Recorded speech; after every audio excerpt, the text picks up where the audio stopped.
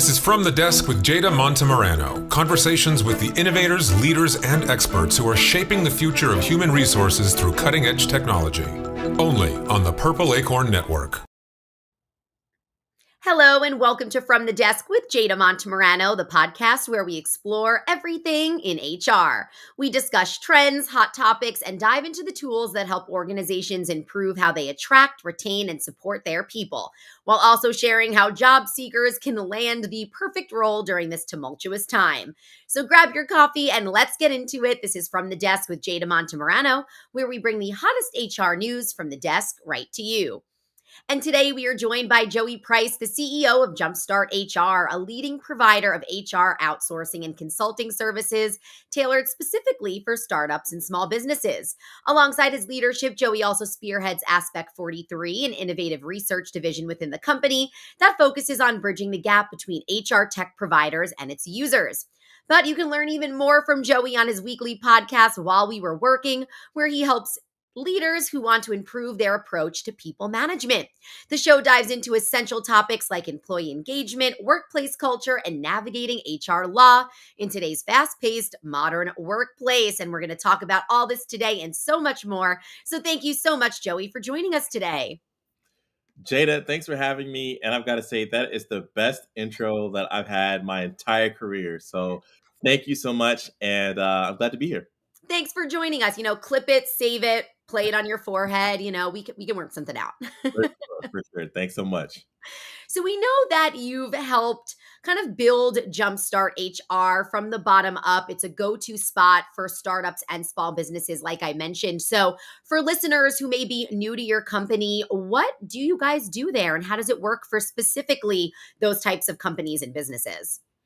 Yeah. So Jada, what I found as an HR practitioner was that there was a large market out there of opportunity for small businesses, startups, and nonprofits that needed expert HR, but were primarily filling that HR seat with maybe someone who was good at administration or was someone who's organized with paperwork. And I realized that in those organizations, the employees didn't have a great employee experience. So as I moved along my journey as an HR practitioner in my career, I said, what if I created a company where we met the need of those small businesses, startups, and nonprofits, some that are ready to grow and some that are content with their size, and provide the strategic support that's needed from the HR function, because we can't run away from the people issues that show up at work. And big HR issues don't just happen to big companies. They happen to small businesses as well. So you're talking all manner of compliance, payroll issues, employee relations matters, you name it. And so that was the reason for starting Jumpstart HR and building it into what it's become thus far. It kind of got me thinking. I feel like you see this a lot on TV or in movies when it's about a company and there's the 5 employees, right? You don't really think, oh, one of those needs to be HR and needs to help all of those situations, like you said, payroll, compliance, if someone gets injured. So how has that been working with these businesses that maybe only have a few employees? How do you make that happen? Yeah, well, it's funny, Jada. You mentioned about the employees, the employer with 5 employees who says should HR be one of them. Well, I'd argue maybe it doesn't have to be one of the first employees, but it should be at least an advisor on your team. In the same way that you would reach out and have legal advice on your contracts, you'd have an accountant reach out and advise on your taxes. You should have some degree of HR brilliance associated with your organization, because it's about the compliance issues you have today. It's about the workplace culture that you have today and the culture that you're building for tomorrow. And so whether you're a founder in a dream or a Fortune 500 company, it still remains that the way you relate and connect with people at work and empower them at work matters. And there are intelligent ways to do that, no matter the size of your organization. And I think you know firsthand how it matters, right? I hear that you started as an assistant and worked your way up to president of the company. So can you explain how your personal work experience kind of led you into working with people and being this kind of leader in this space? Yeah, so I founded Jumpstart HR in 2011, and so I've worn all the hats in the business. And my HR career has been from HR assistant to interim director of a large federal contractor here in Maryland. But what I find in working with people is that whether you are working with large organizations or small, those relationships that employees have with their supervisor is the most important. In addition to that, the relationship they have with the technology and tools at work are the most important, because it doesn't matter if you work for a large Fortune 500 employer and you are at the doctor's office and your benefits card isn't working, or if you're at the small nonprofit and your benefits card isn't working. Well, who are you going to call? You're going to call HR, or at least you should be calling HR, and they can go to bat for you and figure out what needs to be turned on, and who needs to be held accountable for your benefits. So no matter the size of your organization, that strategic and that strong customer service, it matters, and it makes a world of a difference for the employee experience that one has at an organization. You may have touched on this already in talking about these smaller businesses. Maybe it's just the amount of employees they're able to have. But other than that, is there a major challenge that these businesses do often face in the HR space that you maybe 9 times out of 10 help them out with? Yeah, I mean, how much time do you have? Because that could be a whole mini series of the challenges of the small business. But I think if I had to call out the number one, it's the fact that small businesses essentially have to do more with less, or they have to compete with less. Less resources, less personnel, less access to networks and relationships.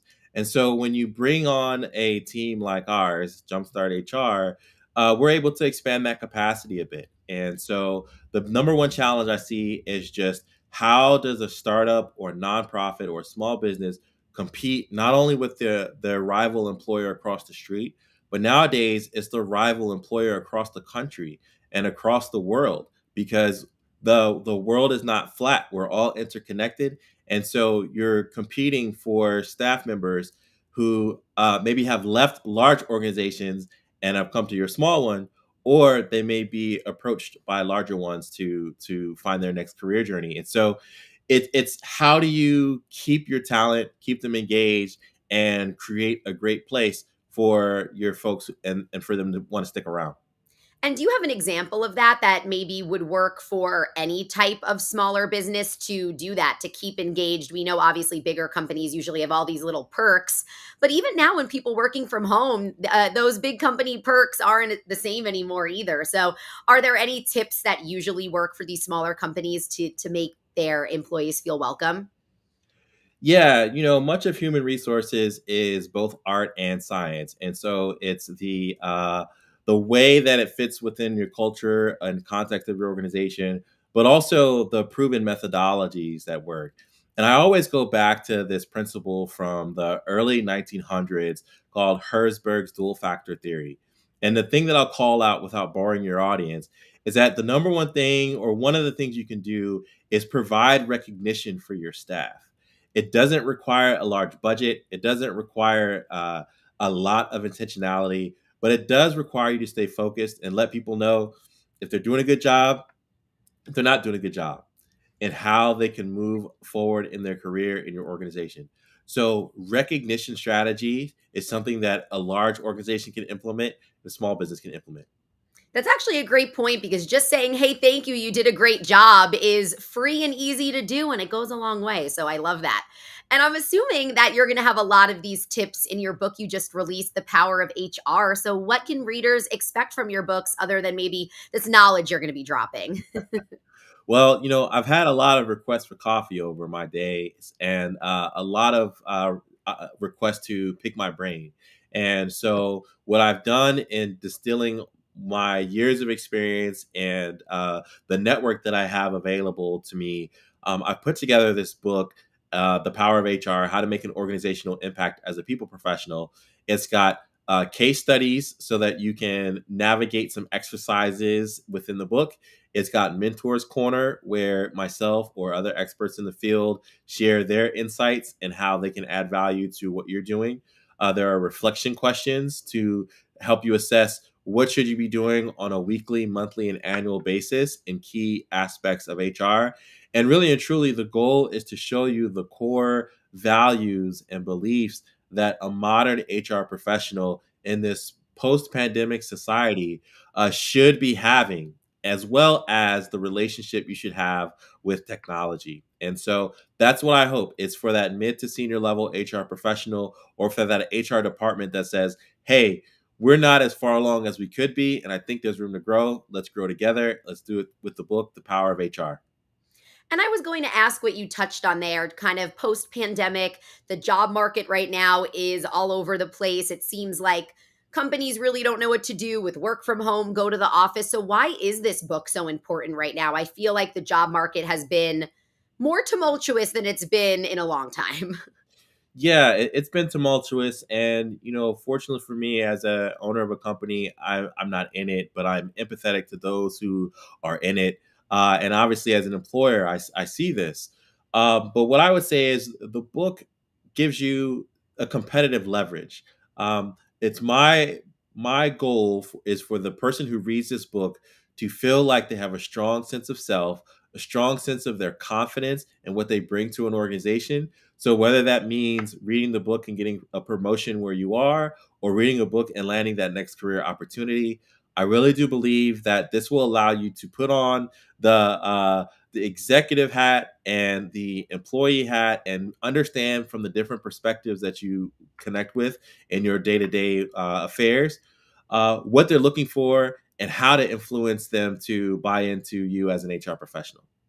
And not only did you write this book, you wrote an article recently that I found interesting, because there's been a lot of talk online about making friends at work. And you're talking about having trust at work and how you can still gain that between HR employees, between employees. So how can you explain this to us, to have this trust, like we said, in a time where there doesn't seem to be a lot of it? Yeah, I'm glad you asked about that, because I had fun writing it. I firmly believe that HR's great role that it plays in an organization is as a diplomat. And a diplomat must be respected on both sides of the aisle. So whether that is employer, management, C-suite, etc., you have to be respected and likable there.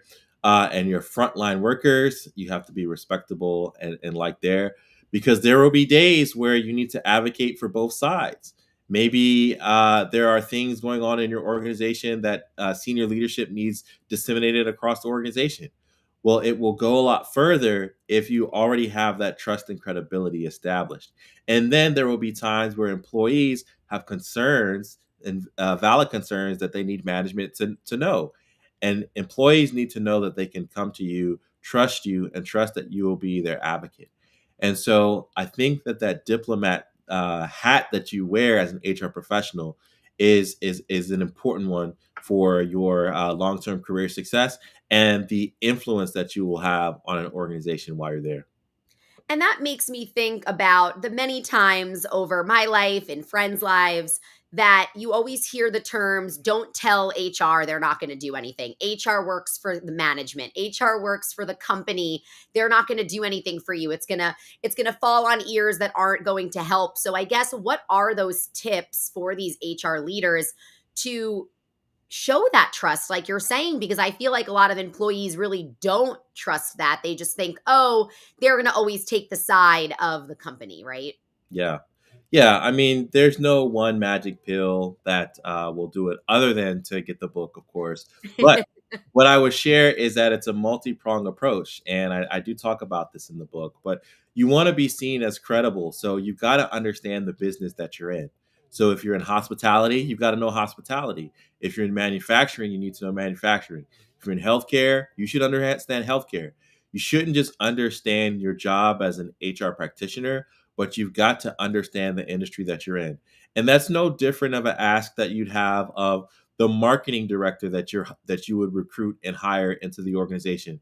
They may have marketing skills, but you're going to prefer the one who's got experience and awareness about the industry that you're in.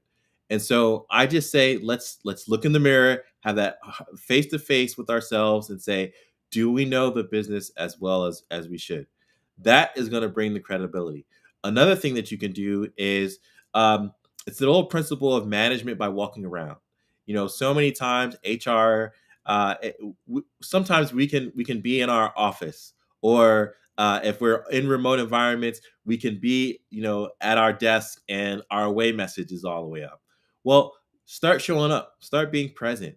Meet the employees where they are, meet the managers where they are, meet different department heads where they are, and understand what makes them tick, what drives them to succeed, and see how you can help pull levers in your organization to help everybody accomplish their goals. So I think you've got to be present, and I also think that you've got to understand the business that you're working in.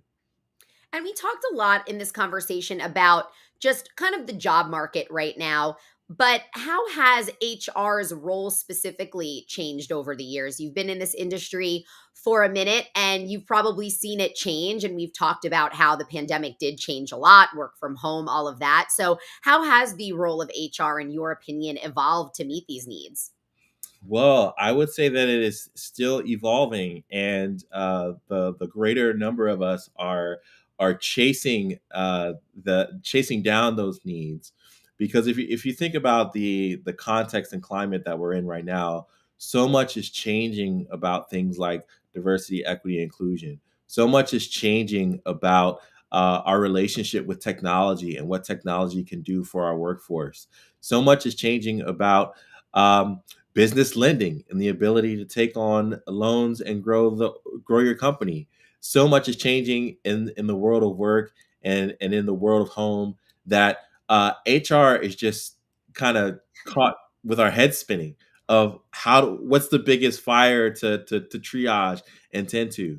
But I would say that the biggest way that HR is changing is that if you used to think that HR was rigid, it now has to be adaptable, flexible, agile. It's got to be able to meet the business needs of the day while thinking about where the organization is going. You can no longer rest on your laurels and say, what got us here will keep us moving forward. But you've got to think about, hey, what are the current economic climate? What is our tech stack? How does that influence our ability to compete and our ability to be productive? And then you've got to think about the political climate and where do you have workers dispersed across the US or across the world? And how does that impact your talent strategy? So you've got to be agile and show up to today's changing world of work. And you mentioned that in that technology as well. A lot on this show, we talk about the current state of HR technology. And as someone who is new to the HR world, I didn't even realize that there was HR technology, right? And we know a lot of AI is coming into place. So, what are you seeing in that tech space specifically? Is there anything that HR leaders should be paying attention to, focusing on out of everything else that you said your heads are always spinning?